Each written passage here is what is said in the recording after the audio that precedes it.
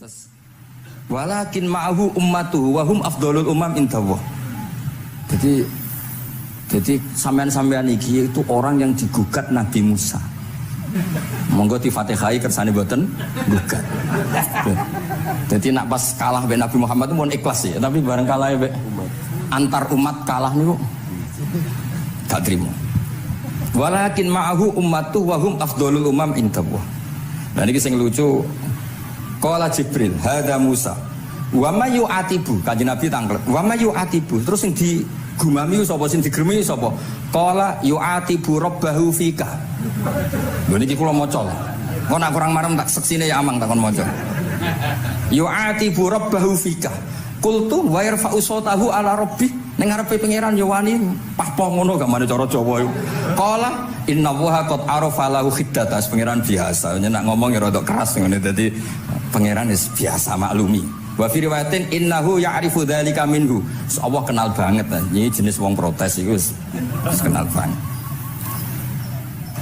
Terus, nah ini terus mulai analisis ulama. Qala ulama lam yakun buka umusa hasadan ma'adallah fa innal hasad fi dzalikal alam manzu'an ahadil mu'minin fa kaifa biman istafahu wa ta'ala bal kana asafan ala ma fatau minal ajri alladhi yataratta bil arfud. Ini kan analisis walhasil hakikatnya Nabi Musa buatan hasud tapi ya serapati siap kalah wae dan itu ya normal wae wong manusa. Semoga nak sampean ra siap kalah mbek kula nggih saged maos Bukhari, saged maos Fathul Bari. Misale kepeksa ya eling salah ya aja eling bener. Tapi sampean kok nantang Qur'ane nak salah ditulis itu, nak bener ditulis 10.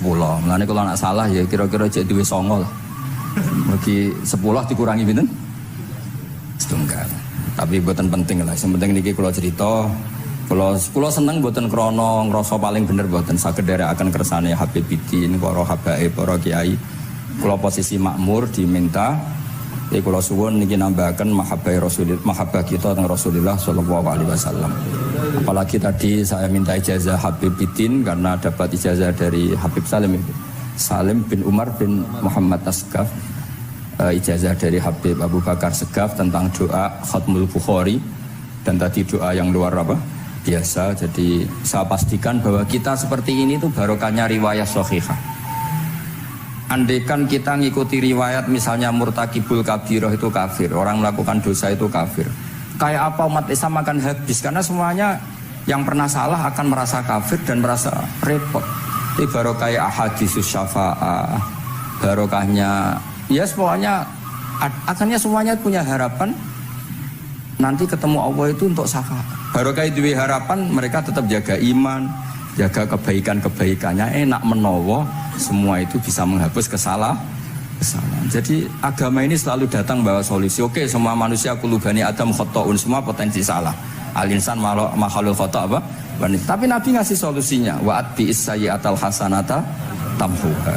Atau kalau di Quran innal hasanat yudhibnas sayyi'at. Dan ini membantu kita, menguatkan kita.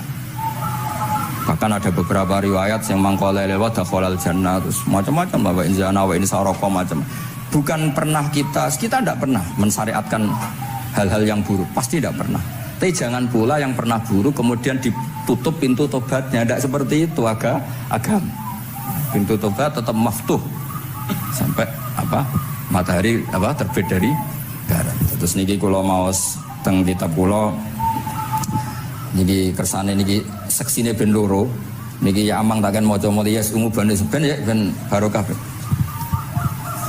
iki muliyas umu bani Israil muliyas umu bani Israil bener. Bismillahirrahmanirrahim. Qala Musa yaz'umu banu Israila anni akramu 'ala Allah wa hadha akramu 'ala Allah minni. Zada al-Umawi fi riwayatihi walau kana hadha wahdahu hana 'alayya walakin ma'ahu ummatuhu wa hum afdalul umami 'inda Allah wa fi riwayati Abi Ubaidah. Nah, terus ini Faqala Jibril hadha Musa qultu wa man yu'atibu qala yu'atibu rabbahu fika qultu wa yarfa'u sawtahu 'ala rabbih qala inna Allah قال إن الله قد عرف له حدته وفي حديث ابن مسعود عند الحارث وأبي يعلى والبزار وسمعت صوتا وتذمرا فسألت جبريل فقال هذا موسى قلت على من تذمره قال على ربه قلت على ربه qala innahu ya'rifu dzalika minhu. Jadi innahu ya'rifu dzalika. Ini yang terakhir barokahnya kitab Bukhari juga kita maklumi ya, meskipun sifatnya hanya maklumi. Kalau ada orang satpam, macak satpam sholat, petugas SPBU ketika dengan seragam SPBU gini apa? Sholat. Meskipun kita yakin berpakaian ahsanil ahwal, kados jubah, amamah itu sunat, kita yakin seyakin-yakinnya. Tapi barokahnya Imam Bukhari, kemudian kita tahu bahwa komunitas kita, pantasnya penjaga SPBU macak piye, penjaga nopo Indomaret itu macak piye, satpam pantasnya macak piye. Terus ketika kalau sholat itu piye? Ini saya beri contoh. Bismillahirrahmanirrahim. Ini halaman 75 di bab sholat kitab Bukhari juz 1. Haddatsana Ahmad bin Yunus, haddatsana Asim bin Muhammad, haddatsani Waqid bin Muhammad an Muhammad bin Munkadir qol shalla Jabirun fi izarin qad aqadahu min qibali qafahu wa thiyabuhu mawdu'atun alal misjab. Qala lahu qailun tusalli fi izarin wahid qal inna ma sana'tu dzalika yarani ahmaku misluk wa aina ma kana lahu saubani ala ahdi Rasulillah sallallahu alaihi wasallam. Jadi Jabir itu sholat sarungan tok. Ora kelambenan, ora nganggo kethu, ora nganggo popo. Kak sarungan tok ditalekno gulune. Lah era tabiin wis salate wis resmi-resmi. Lho jenengan sahabat kok salat ngoten. Ben wong koyo kowe roh. Nak salat ngene iki wis sah. Nah barokahnya itu kita ngerti auratul rajul itu kayak apa. Andai kan tidak ada peristiwa itu, maka pakaian yang dipakai Nabi dan sahabat dikira syarat sahnya salat. Sehingga semuanya harus seragam seperti itu. Tapi barokahnya pernah ada sholat seperti itu, kita tahu mana auratul rajul yang harus ditutup ketika sholat. Itu ya barokahnya riwayatnya Imam Bukhari. Terus beliau meriwayatkan qalat Ummu Hani iltahafan Nabi sallallahu alaihi wasallam bisaubin wa khalafa baina tarafaihi ala atikaihi. Terus ini ada riwayat lagi an Umar bin Abi Salamah annahu an-nabiyya yusalli fi thawbin wahid fi baiti Ummi Salamah qad alqa tarafaihi ala atikaihi. Oke, jadi kita sepakat sholat yang baik pakai ahsanis siap, pakai formal, tapi tetap ada standar siapapun boleh sholat dengan pakaian yang asal nutupi aurat. Barokahnya ada riwayat seperti itu.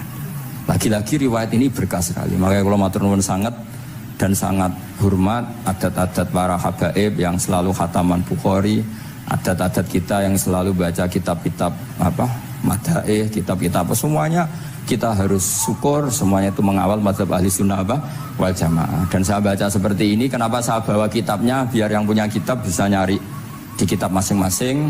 Semoga hanya beda halaman, bukan saya punya Bukhari sampean punya kitab yang enggak Bukhari. Maksudnya tuh dua ini buku ini ngomah. Jadi jelas gitu. Terus adnal ahwal, misalnya pakaian minimal seperti itu penting. Supaya akhirnya ada orang satpam sholat pakai pakaian satpam ya tidak janggal, ada yang pegawai SPBU sholat gitu tidak janggal, karena sahabat Jabir ini pernah menunjukkan di depan umum sholat seperti itu supaya menunjukkan kadar aurat mana yang harus ditu. Andai kan tidak pernah ada peristiwa Jabir dan Rasulullah selalu sholat ala ahsanil ahwal, sahabat misalnya ala ahsanil ahwal, pasti seperti itu dikira syarat sah. Dan itu akhirnya umat masa pakai SPBU macak ngono, satpam macak ngono. Barang kiai teko sing kiai sing ndi wong macake padha kan ya ribet. Jadi kabeh iku berdasar napa ilmu. Quran itu turun itu kan mustameknya, pendengarnya itu zaman itu kan orang kafir semua. Makanya pertanyaannya itu untuk jadi ahli tafsir itu syaratnya ada enggak? Ya syaratnya ada, harus paham itu. Lalu syaratnya paham itu apa? Untuk Quran itu syaratnya satu, ya dapat hidayat itu. Karena kalau kita pakai standar apapun itu tidak bisa. Karena banyak orang kafir dulu karena punya pengetahuan yang baik tentang uslubul kalamil Arab, itu Quran turun itu memahami dan faham. Ini termasuk yang diceritakan Shahibus Shahih, yaitu Imam Bukhari. Imam Bukhari itu cerita ada orang namanya Jubair bin Mut'im, itu kafir. Saya ulang lagi ya, Jubair bin Mut'im itu kafir. Dia datang ke Madinah untuk negosiasi Asra Badrin, tawanan perang Badar. Delalah pas itu Rasulullah SAW memimpin sholat maghrib, baca surat Wattur wa kitabim mastur fi raqim mansur. Si Jubair ini mendengarkan itu kok enak. Nah dia mulai argumentasi kekafirannya terganggu, logika kekafirannya terganggu. Itu ketika Allah mulai mempertanyakan am khuliqu min ghairi syai'in. Kalau kalian merasa Tuhan, mbok kamu itu merasa hidup tanpa pencipta. Ya sudah, kalau kalian merasa Tuhan sebagai subjek, sebagai aktor sejarah, kalian harus khuliqu min ghairi syai'in. Manusia itu diciptakan tanpa pencipta. Atau amhumul khaliqun, atau kalian memang pencipta. Lalu kalau kalian pencipta, pertanyaannya Allah, am khalaqus samawati wal ard, apa kalian semua atau mereka yang kafir itu pencipta langit dan bumi? Terus bala yuqinun, pasti mereka tidak pernah berpikir sebagai pencipta langit dan bumi. Walhasil ketika surat itu selesai dibaca, Jubair bin Mut'im langsung menemui Rasulullah SAW. Terus dia masuk Islam. Ya, terus dia masuk apa? Islam. Ini bukti bahwa Quran itu bisa difahami orang kafir dan bisa menjadi sababul hidayah. Sebab itu saya pastikan jika Quran itu dikaji orang non-muslim dengan niat belajar, itu harus diberi hak. Wa in ahadum minal musyrikin astajaroka fa'ajirhu hatta yasma'a kalam Allah summa ablihu ma'manah. Jika ada orang kafir minta akad aman supaya dia bisa belajar Quran, harus diberi hak. Karena awal-awal Quran itu saking fasohahnya, saking jameknya, saking jelasnya. Bahkan aslama Umar mergo bistimaihi atau bisamaihi ayat Al-Quran. Wa kadzalika aslama Jubair bin Mut'im juga ketika mendengar ayat Quran. Pertanyaannya kan, dia ketika mendengar itu muslim apa masih kafir? Masih apa? Kafir. Dan aslama setelah mendengarkan ayat apa? Quran. Ini nanti saya terangkan secara logika mukjizatnya. Terus ini sekaligus pamit kalian pengurus Menoro, juga utamanya Pak Najib, ya Haji Najib. Saya akan suasananya ngaji seperti ini dan insya Allah selalu pakai Bukhari di bab Fadhailul Quran atau Mukjizatul Quran. Nanti setelah niki do ngopi mulai uteke itu merap. Ning Jawa itu ribet, niki cara disiplin ngaji ku wis kriminal. Kok ono kopi ono ngaji, mesti wong eling kopi sih. Sajane cara disiplin ngaji kriminal. Tapi wong niki boten disiplin dadi nggih pun. Kula waca nggih. Bismillahirrahmanirrahim. Ini cerita Islamnya Jubair bin Mut'im. Yes, di Bukhari saya juz 3 halaman 193, kalau di Fathul Bari juz 9 halaman 583. Ini nanti ngaji sampai jam 3. Nanti jadi kalau jam 3 top. Kau yang kita sampean seneng nanti jam 3. Nah kita ora paham nggih seperempat jam. Nggih, haddatsana al-Humaydi, haddatsana Sufyan, qala haddatsuni 'ani Zuhri an Muhammad bin Jubair bin Mut'im an abihi. Qala sami'tu an-nabiyya sallallahu alaihi wasallam yaqra'u fil maghrib bitur.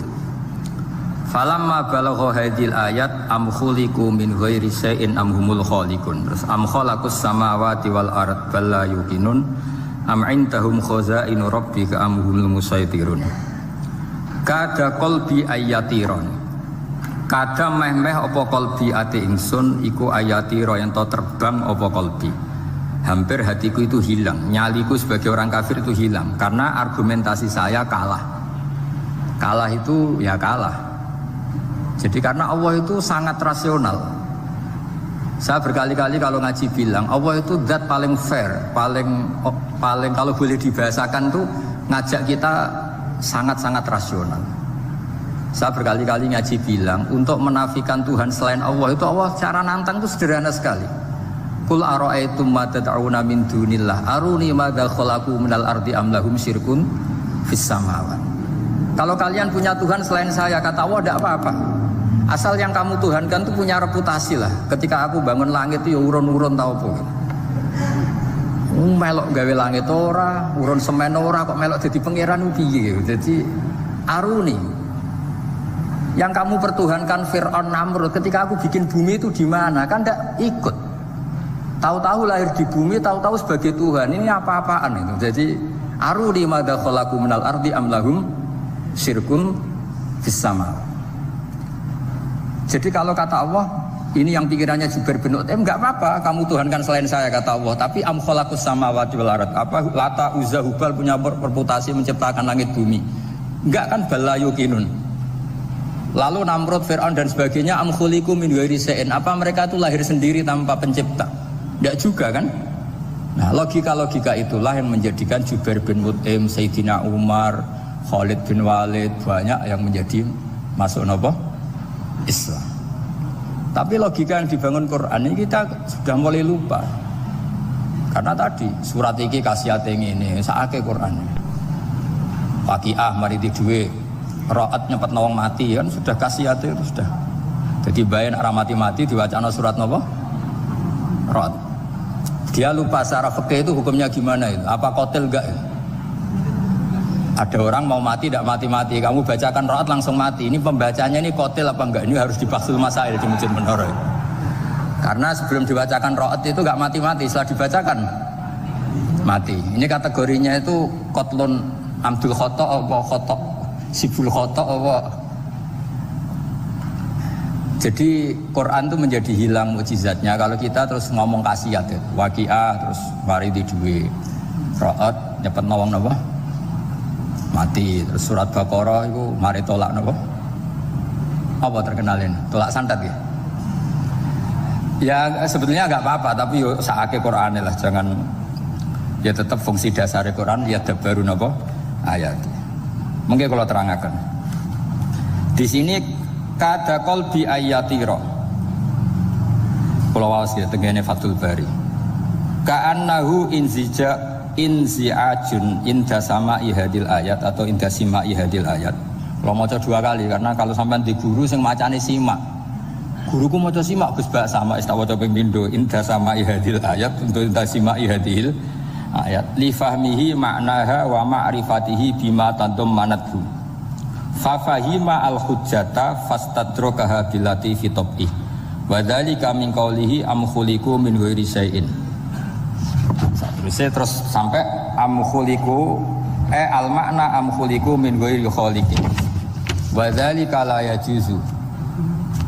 Terus li anna ma la wujuda lahu kaifa yakhluq wa idza batalal wajhani qamatil hujjatu alaihim bi anna lahum khaliqan.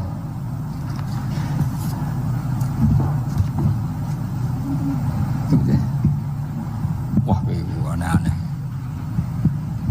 Jadi kegiatan ya. Nah, semula orang ngrungokno ora noto mix pokoknya.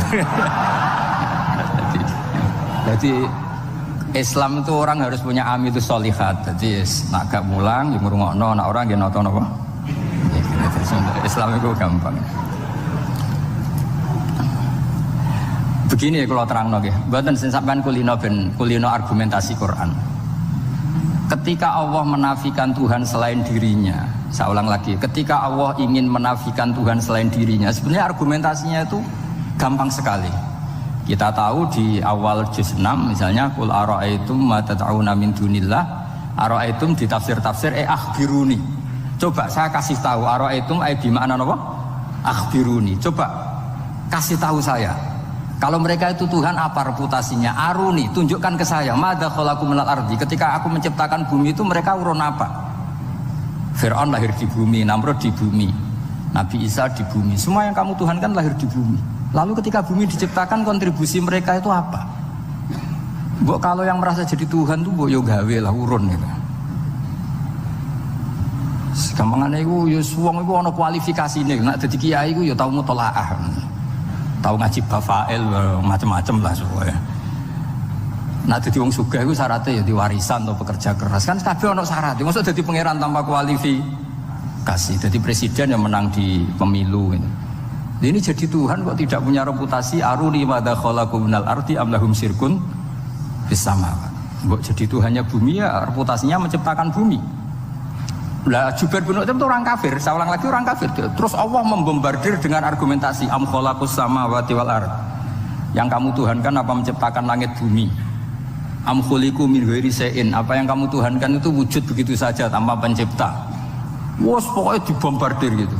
Sampai beliau tidak kuat akhirnya matur Rasulullah asyhadu alla ilaha illallah wa annaka Rasulullah. Jadi dulu itu mukjizatnya Quran itu orang kafir saja tahu.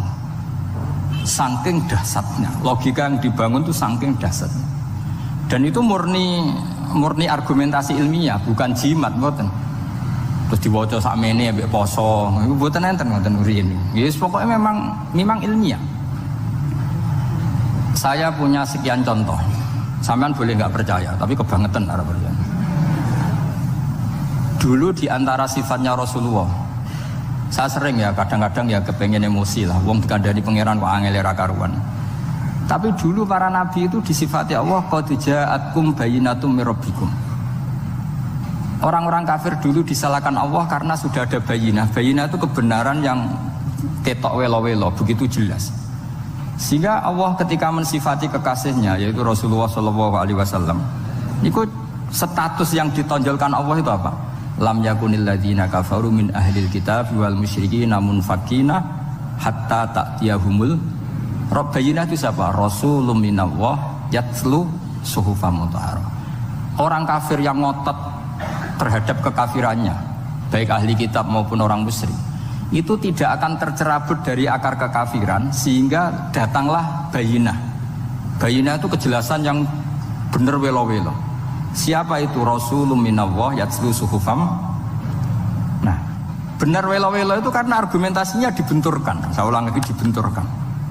Saya beri sekian contoh argumentasi yang dibenturkan. Saya berkali-kali cerita kalau ngaji. Lama sekali, ya saya ulang lagi, lama sekali cara berpikir orang kafir, entah kafir Cina, entah kafir Quraisy itu sama. Di mana-mana Tuhan itu penyelesai problem. Pikiran mereka, kalau problem itu banyak ya Tuhannya harus banyak. Makanya ada dewa petir, dewa apa, dewi keberuntungan, macam-macam. Di orang kafir jahiliyah juga sama. Ini Tuhan spesialis hujan, ini Tuhan apa, sesuai fungsinya.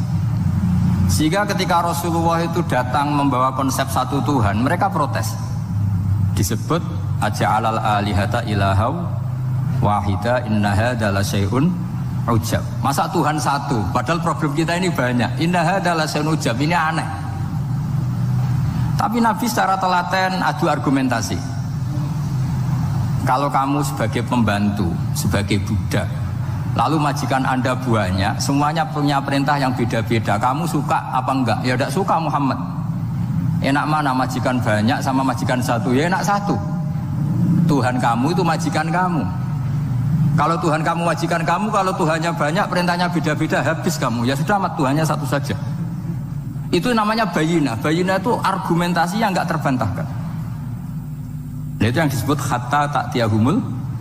Itu disebut daraballahu mathalar rajulan fihi syuraka mutasyakisuna wa rajulan salamal lirajul hal yastawiyani masalah alhamdulillah. Jadi ketika mereka dijak argumentasi, oke mat, kalau majikan banyak itu gak enak, enak majikan satu. Wa rabbukum sayyidukum, Tuhan kamu itu majikan kamu, maka enak satu. Oke Muhammad, kita terima konsep itu. Alhamdulillah akhirnya mereka Islam. Nah sekarang enggak, berjuang ngamuk ya. Dijak logika itu rapati gelem. Nah, begitu juga tentang syirik. Saya berkali-kali kalau ngaji cerita, saya sebagai manusia mungkin atas nama hati saya sering tidak ikhlas. Tapi atas nama ilmu itu saya ikhlas terus. Gak pernah ada ikhlas atas nama ilmu. Saya beri contoh, sampai nak ben ikhlas permanen. Meskipun aku potonganmu ya ikhlas, tapi ini latihan, seringnya latihan. Nah ini saya beri contoh, nanti setelah pulang ngaji ini pasti ikhlas. Secara ilmu paling enggak. Ya saya ulang lagi secara hati itu segera roh, hati banyak kepentingan lah jenenge hati. Lama sekali kita ikhlas mengatakan ini putih, ya kan? Kertas ini putih apa hitam? Putih. Kamu ikhlas gak? Ikhlas kan, gak ada yang bayar kan, kamu mengatakan putih kan gak tak bayar. Terus peci saya ini orang pasti sepakat ini hitam. Dan lama sekali orang mengatakan ini hitam tanpa ada yang gaji. Nah kenapa kita ikhlas? Karena memang faktanya ini putih, sehingga kita katakan putih. Peci hitam, faktanya juga hitam, sehingga kita katakan. Pertanyaannya, kenapa ketika Allah kamu katakan Tuhan, kamu udah ikhlas? Padahal kamu mengatakan ini putih-putih, gak ada yang gaji juga mau. Alasannya apa? Karena ini fakta. Gitu. Sekarang Allah Tuhan itu fakta apa enggak? Fakta. Loh kenapa untuk mengatakan Allah Tuhan kamu nunggu opah? Lho iku ngawur tau ora cara ilmu. Mboten ngawur mboten. Ngawur kan? Harusnya kalau mengatakan fakta itu yang ikhlas. Putih kita katakan putih, hitam kita katakan hitam, meskipun enggak ada yang bayar. Nah itu ilmu. Maka kalau kita dengan ilmu nyembah Allah mesti ikhlas. Ya Allah memang kau Tuhan ya tak sembah. Atas nama ilmu loh saya ulang lagi, atas nama. Tapi kalau atas nama hati, Gusti nggih nyembah nggih nyembah lah Gusti nyuwun opah lah kula kan. Maksudnya ku yo piye no, dadi ribet. Makanya di bab fakta itu Allah ngendikan waman azlamu mimman abadani li jannatin aw narin. Laulam akhluq jannatan wala naron alam akun ahlan al-uto'ah. Siapa yang lebih zalim ketimbang orang yang menyembah saya, yang karena takut surga atau ingin masuk surga atau takut neraka. Andaikan saya sebagai Tuhan tidak menciptakan surga atau neraka, apa terus saya tidak dituhankan? Umpama pangeran ragai swarga neraka tetap pangeran tora, tetap pangeran kan? Jadi ilmu itu beda dengan rasa. Ilmu itu pasti objektif. Nah, dulu saya ulang lagi, orang kafir itu dijak begitu itu mau. Sehingga ketika mereka Islam hari pertama saat itu juga langsung ikhlas karena logikanya permanen. Saya beri contoh. Orang kafir itu kan pernah nganggap fungsi Lata, Uzza, Hubal, Manat itu setingkat sama Allah. Padahal mereka oleh mereka dianggap syarik, dianggap setara, dianggap mitra, dianggap sederajat dengan Allah. Sehingga mereka diceritakan Allah balhum qaumu ya'dilun, mereka komunitas kaum yang menyamakan selain Allah dengan Allah. Padahal gak mungkin kan, selain Allah setara dengan Allah kan gak mungkin. Iku dulu lan nerangno kangelane sak pole cara gurune kuwi. Iki gurune Kanjeng Nabi Muhammad sallallahu alaihi wasallam. Iku nerangkan sekali itu orang kafir paham semua dan semuanya masuk Islam. Itu hebatnya bayinah hatta ta'tiyahumul bayin. Nabi cara nerangkan diajari Allah begini. Misalnya saya kerja keras, kemudian beli Innova, ya atau adol warisan beli Innova. Kemungkinannya kan kerja keras atau warisan. Utawa ngerayu mertua kelar tuku Innova, kemungkinan itu sing rodok dake itu jalur pintas ngerayu mertua. Lewat bojone maksudnya. Semacam-macam lah. Apapun itu ciri khas pemilik itu nggak ingin orang lain itu setara dengan dia. Kue kerja keras nabung puluhan tahun beli Innova, kemudian teman kamu udah ikut beli, cara menguasai Innova itu sama dengan kamu. Nak nyiler atau pamit atau bensin ini, sok enak ide. Kue mangkal gak kira-kira? Kamu punya rumah, sono wong mlebu sonang-sonong kayak pemilik, kamu mangkal gak? Mangkal. Nah, Allah cara membuat tamsil itu ya begitu. Hakum fa'antum fihi sawa takhafunahum ka khifatikum anfusakum. Ada orang lain yang cara memilikinya sama dengan kamu. Mau nggak kamu seperti itu? Ya tidak mau Muhammad, ini milik saya kok ada orang lain yang merasa setara dengan saya, tidak mau saya. Kalau orang lain mau pinjam ya harus ngemis-ngemis lah, harus dodok-dodok. Ya seperti itu Allah itu bumi itu yang menciptakan Allah sendiri. Kemudian kamu menyertakan orang yang dia ikut menciptakan setara dengan Allah, ini apa-apaan? Oke Mat, kalau gitu Allah la syarikalah. Jadi itu tamsil apa? Saya ulang lagi ya, kalau kamu beli Innova, mau nggak ada orang lain yang cara menguasai Innova itu setara dengan kamu? Mau nggak? Nggak mau kan? Bahkan istri saja nak nganggo kudu pamit. Nah lagi nengan, arah nengan ya oleh. Tapi apapun itu kan tetap saja harus pamit, harus prosedur. Namanya ndak ikut punya. Nah itu kemampuan ini yang mulai hilang di umat Rasulullah. Jadi Nabi itu punya fatona. Fatona itu kecerdasan untuk memberi penjelasan. Disebut orang kafir itu tidak akan infikak, tercerabut dari cara berpikir mereka, munfakin hatta ta'tiyahumul. La bayina itu siapa? Rasulun minallah yatlu suhufam mutahhar. Jadi Nabi itu kalau memberi penjelasan itu gampang sekali. Baik itu penjelasan akidah maupun penjelasan fikih.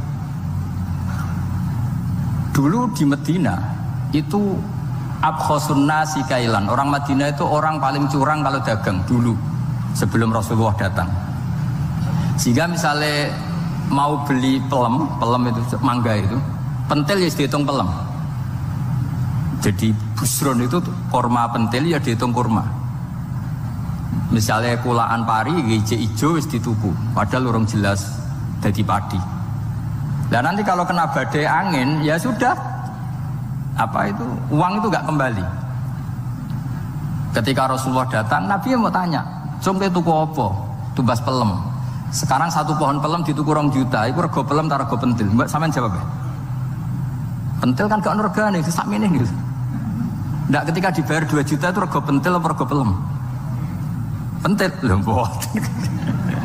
Ketika pentil sakmene dituku 2 juta satu pohon itu rego pelem ta rego pentil? Pelem kan? Sekarang faktanya pentil apa pelem? Pentil. Makanya Nabi terus tanya, "Kul ara'aitum in mana'allahu as-samrah fabima yastakhilu ahadukum mala akhi." Banyak tak apa loh hadis-hadis. Andai kan nanti pentil ini kena angin, kemudian 2 juta itu bayari apa coba? Diarani bayari pelem rantuk pelem, dibayari pentil kok regane 2 juta, dipangan yo ora kena. Akhirnya orang Madinah sadar betapa buruknya sistem perdagangan mereka. Wong pentil kok diregani 2 juta. Semenjak itu ada fikih boleh jual pentil itu ba'da budui sholahiyah, setelah jelas-jelas jadi pelem. Paham ya? Dan Nabi cara nerangkan gampang. Fabima yastakhillu ahadukum mala akhi. Lalu alasan halal itu apa? Kamu mengambil uang 2 juta atas nama apa? Atas nama pelem ya Rasul, di peleme. Atas nama pentil, mosok pentil regane 2 juta. Jadi akhirnya orang Madinah sadar semenjak itu tidak jual buah-buahan qobla budui sholahiyah, sebelum kelihatan berstatus napa? Samroh buah. Jadi Nabi itu orang yang kalau menjelaskan itu gampang sekali. Dulu itu Nabi pernah dibully orang Bedui. Nabi pernah ngendikan la adwa wala tiarota wala hamah. Tidak ada penyakit menular. Ya ada orang Bedui itu iseng. Iseng itu ya iseng. Ada unta gudiken, dijejero unta waras. Akhirnya sing waras melok gudiken. Si Bedui ya rodok kurang ajar. Rasulullah ditimbali. Ya rodok kacau ngene. Alhamdulillah gak wong kudus. Ya Rasulullah, katanya engkau tidak ada penyakit menular. Ini onta ini tidak gudiken, tak jejeri yang gudiken ikut gudiken. Terus Nabi banget pinter ya. Dikira Nabi itu kan kalah kan. Nabi jawabannya enak. Faman a'dal awala. Semua rawi membaca al awala. Mongko te sapa ada maringi nular sopoman al awala sing pertama. Ya nak iki jarimu ketularan iki, lagi ketularan sopo. Yang pertama gudiken. Wah iku asli lah ya, maksudku ya sing iki. Jadi Nabi itu gak pernah kalah kalau argumentasi. Nah sekarang banyak umatnya Nabi tambah soleh itu tambah rapat iso mikir biasanya. Makanya Mbah Mun terkenal bikin jargon zada khuzuan zada jalan. Karena kemampuan fatona itu juga harus diwaris. Saya beri contoh, ini ngaji hujjah, ini masih ngaji tentang Quran. Biar kamu tahu kualitas Quran itu mukjiz betul. Ini tak bacakan 2 kitab yang permanen di Bukhari. Saya bawa usul fikih yang dikarang Abu Bakar Al-Baqilani, gurunya Imam Haromen. Jadi mbah gurunya Imam Ghazali. Imam Ghazali ngaji Imam Haromen. Imam Haromen ngaji namanya Syekh Abu Bakar Al-Baqilani. Itu orang top, orang terkenal sekali. Itu ngarang kitab namanya I'jazul Quran, itu yang dipakai hampir semua ulama itu. Saya pernah belajar itu pas musim haji. Saking sakralnya kitab itu tak baca berkali-kali pas musim haji, I'jazul Quran. Orang kafir itu kan otaknya sudah error, tapi kandanannya angel. Dan itu kalau kita salah ngelola argumen itu bisa kalah ya. Saya beri contoh ya. Ketika Nabi Musa memaklumatkan sebagai nabi, itu Fir'aun tanya, "Wa ma Rabbul Alamin?" Lalu Tuhan Rabbul Alamin itu siapa? Jawabnya Musa normatif, Rabbus samawati wal ard, yang nuhani langit dan bumi. Fir'aun enak aja, gampang. Ma'alimtu lakum min ilahin ghairi. Saya jalan-jalan kemana-mana yang dituhankan di bumi saya, berarti ya saya Tuhan. Soal kemungkinan Tuhan di langit, terus Haman dipanggil. Haman itu arsitekturnya Fir'aun. Ya Haman ibnili sorkhal la'ali abluhul asbab as-samawati fa'attali'a ila ilahi Musa. Haman, bikinkan piramida yang tinggi supaya saya bisa melihat Fir'aun. Tuhannya siapa? Musa. Wa inni la'azunuhu kadziba. Diulang beberapa ayat. Ada wa inni la'azunuhu minal kadzibin, itu ada beberapa ayat malah. Musa kan kaget. Wah, ini nak piramida jadi Fir'aun munggah mesti ra roh pangeran. Wong sing aku nabi ora tau roh langsung pemenang santri ta barang ora roh.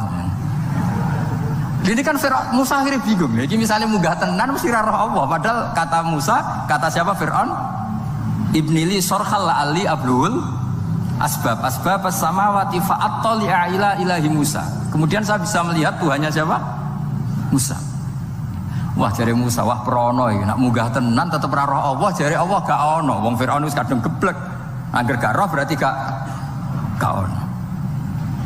Apa yang dilakukan Nabi Musa? Beralih argumen. Saya ulang lagi, beralih argumen. Ya sudah, definisinya tidak seperti itu. Tuhan definisinya tak rubah. Rabbukum wa rabbu abaikumul awalin. Sing mengerani buyutem. Wah, itu langsung sak majelis separuh itu iman. Wah, ini nak Fir'aun pangeran, buyut-buyutnya rano pangeran. Karena pangerannya datang terlambat. Ini aneh, pangeran disik buyute piye? Wong buyute ra pangeran kok putune pangeran. Akhirnya Fir'aun langsung cara Jawa asemane wah entek. Nah, makanya kalau Syekh Nawawi ngendikan, kalau debat kok wis muring-muring wis ra ilmiah. Makanya terus Fir'aun la as'alannaka minal masjunin, tak penjara we. Dia sudah ada ilmiah lagi. Ketika Rabbus samawati wal ardi, Fir'aun masih berusaha ilmiah. Saya kemana-mana dituhankan fil ardi, maksudnya di bumi. Soal kemungkinan di langit, saya nanti bikin bangunan, mau lihat Tuhanmu Musa.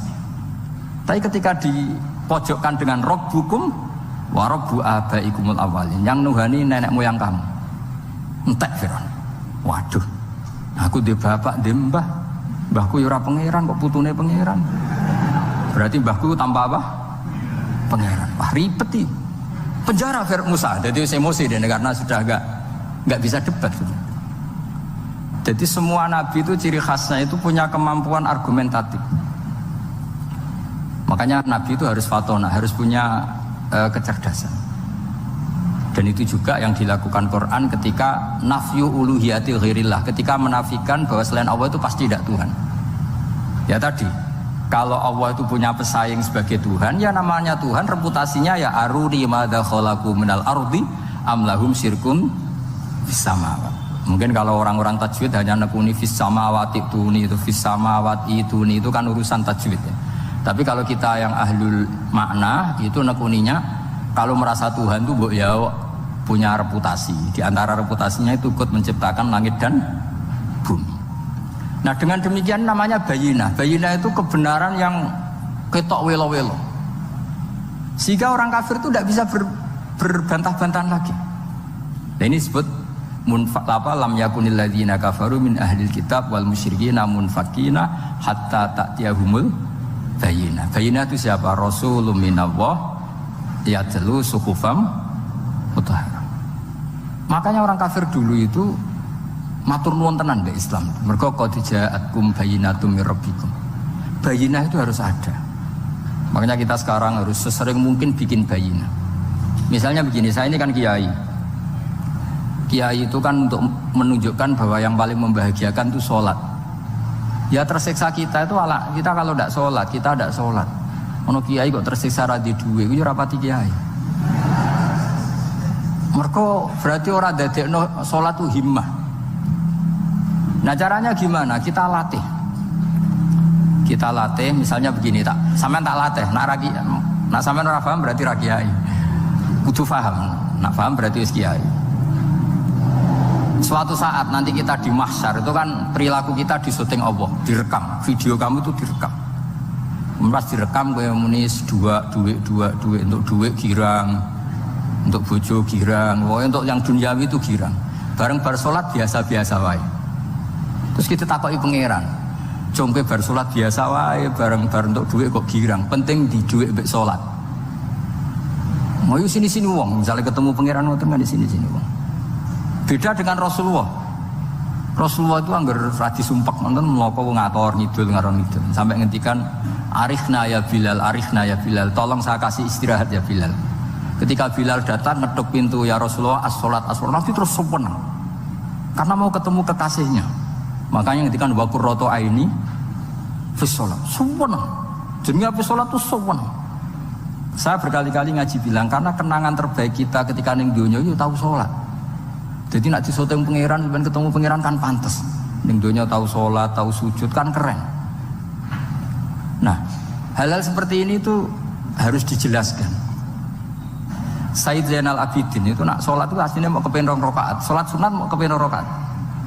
Tapi setelah sholat tuh dia merasa ya Allah, matur nuwun jenengan kasih rezeki sholat, sehingga terus sholat lagi sebagai syukur diberi sholat 2 rakaat. Saking syukurnya sholat lagi itu gak tahu akhirnya setiap hari itu 1000 rakaat. Dan itu dilakukan dengan keasikan yang luar biasa. Karena terus isin, aku jagungan mbek konco sak jame betah, jagungan mbek apa 8 menit entuk 20 rakaat itu isin lah. Itu ya duwe isin maksudnya ya. Iki cerita wong duwe isin, nek sing mboten nggih monggo lah mau niki pilihan, niki cerita mawon. Amene aja takok, lah Gus Pak iso nglakoni itu ora, gak sopan takok kiai paham. Itu cerita mawon. Tapi saya bisa bayangkan perasaannya orang-orang soleh.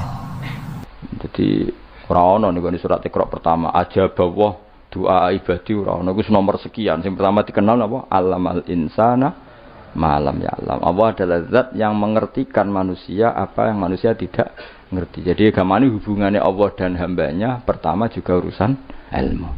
Ya pertama juga urusan apa? Ilmu. Mana ngaji, gua ya lah ngaji. Gua kitab, gua pulpen, gua rekaman. Wah itu sudah sesuai perangkat ilmu. Kudune kowe wis ngalim. Kurang apa nih? Kitab gowo, pulpen gua rekaman. Ngaji mbek wong alim. Kurang apa nih? Enggak ada masalah dalam sehnya. Berarti masalah ada pada siapa coba? Loh, umumnya kiai itu kan kadang masalah dengan gurunya. Ini kan tidak ada masalah. Sopo sing ora Mbah Mun aku murid Mbah Mun. Sopo sing ora Ki Nur Salih roh kabeh. Kan tidak ada masalah dengan sehnya. Ini masalahnya dengan siapa? Nah aku yang masalahnya pada saya Gus. Berarti kita tawaduk tenan sampai tenan. Soalnya sing salah aku. Tapi gak kita ora kita. Tapi perangkat golek ilmu kowe wis cukup wis go kitab, go pulpen, go rekam. Kurang apane aja. Kok nganti ra paham kurang apane aja. Kitab yo karangane wong top tenan. Saya ndak pernah ngajar kitab yo ngabal-abal. Kitab sapa sing ora Ibnu Hajar Al-Asqalani niku gurune Syekh Zakaria Al-Ansori. Dadi murid-e dekne dadi Syekhul Islam. Dadi Syekhul Islam ning dunia fikih jenenge Syekh Zakaria. Iku gurune jenenge Ibnu Hajar Al-Asqalani sing nyarai Bukhari. Sing ngarang kitab sing tak waca iki. Kurang keren ya. Ngaji kitab sapa? Ibnu Hajar Al-Asqalani. Wong di wong pleret wong diraro. Pleret beduan ya ora roh. Al-Asqalani ku ngono. Asqalani daerah Al-Ardhil Muqaddasah, daerah Palestina. Tapi uripe teng Mesir. Nggih nate teng Mekah teng Madinah. Wis kurang apane sih? Jalalain dikarang Imam Suyuti, masuk Mujaddid di akhir abad 9 Imam Jalaluddin. Kitab Jalalain niku dienggo disertasi doktor ning endi-endi. Di sing iso Jalalain niku mesti gelare doktor tafsir. Kuwe mbutino nggawa ngalor ngidul. Golek gon kok ngarep. Ora ngapa nih jajal. Ya mau wis go Jalalain, cek go pulpen, rekaman. Mestine pinter kowe mbok ulama dhisik. Ulama dhisik kan gak gawa rekaman. Berarti kalah sak kelas apa? Ulama dhisik nak ngaji gak gawa apa? Kudune pinter kowe. Kok iso pinter ulama dhisik sebab apa? Mergo wong dhisik gak tau gawe grup.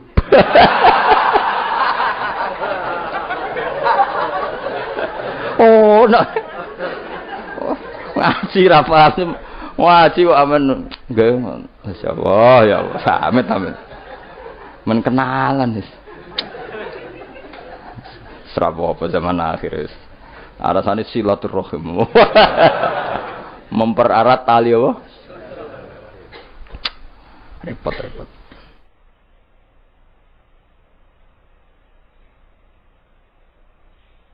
Sing jelas iku kula kulinakno aja disimpulno. Mergo kesimpulan itu subjektif. Jadi misalnya gini ya, beda ya. Saya itu sangat mencintai, bukan sekedar mencintai, sangat mencintai guru-guru kita. Ya, saya ini rungokno tenan ya. Saya sangat mencintai guru-guru kita, ya utamanya guru-guru kita kayak Mas saya Sarang, Mas saya, ya semuanya semua Mas saya termasuk Lirboyo, Beloso, Sidogiri, semuanya Kudus, Kajen, Krapyak, semuanya kita mencintai, menghormati. Juga sangat mencintai NU, saya juga mencintai Muhammadiyah, semuanya kita cintai. Cuma kadang-kadang kita mau tidak mau harus beda. Beda satu bawaan pemikiran, kadang bawaan zaman. Nah karena beda itu kita ngeritik. Tapi ngeritik kan sebetulnya di hal itu saja, apa? Di hal. Kemudian orang menyimpulkan ngiranya dalam semua hal. Sehingga ulama mulai dulu mana tidak terima bahak. Hadisnya Nabi butuh penjelasan. Karena Nabi nak duko itu kadang ngendikan laisa minna. Tidak termasuk golonganku orang yang pernah menipu. Loh itu kalau begitu betul kan tidak ada umatnya Rasulullah SAW. Kowe gak sekedar pernah menipu, rizkimu kok bodoh nih. Orang terima sekedar pernah, rizkimu kok bodoh nih. Kowe kok laisa minna nih entek ngamek. Tapi zaman itu ulama sudah mentakwil laisa minna min fitil kal khoslah di sisi itu. Apa? Di sisi itu. Misalnya kita beda dengan Wahabi, saya sering kritik Wahabi, tapi dalam hal yang saya kritik saja, dalam hal yang lain kita setuju. Misalnya tradisi mereka menghormati sahabat, kita setuju. Tradisi mereka merumat Masjid Haram, kita setuju. Tradisi mereka menghafal Quran, kita setuju. Tapi ada tradisi yang kita tidak setuju. Misalnya mereka sering nggak pati hormat sama ma'asirun nubuwah, tempat-tempat bersejarah. Jadi jangan kira kita, jadi kalau kita ngeritik ya di hal yang kita kritik saja. Itu pun karena kadang bawaan zaman, bawaan versi, bawaan tradisi. Terus kamu simpulkan. Misalnya kamu simpulkan, Gus Bak benci Wahabi ya enggak juga. Dalam hal yang kita tidak cocok. Yang kita cocok ya cocok. Kayak tadi misalnya, Sayyid Muhammad itu kalau ngarang kitab, meskipun beliau beda dengan Wahabi, kalau muji ya biasa. Dalam hal yang sama. Apa? Dalam hal yang sama. Karena mereka bermakna. Ya misalnya nyuwun sewu misalnya pengajian umum saya juga suka dari segi syiar, dari segi apa?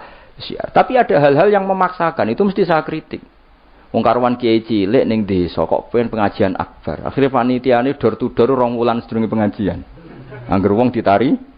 Tapi kalau sudah levelnya memang pondok besar, buatnya besar, keuangannya besar itu kan memang enggak berat.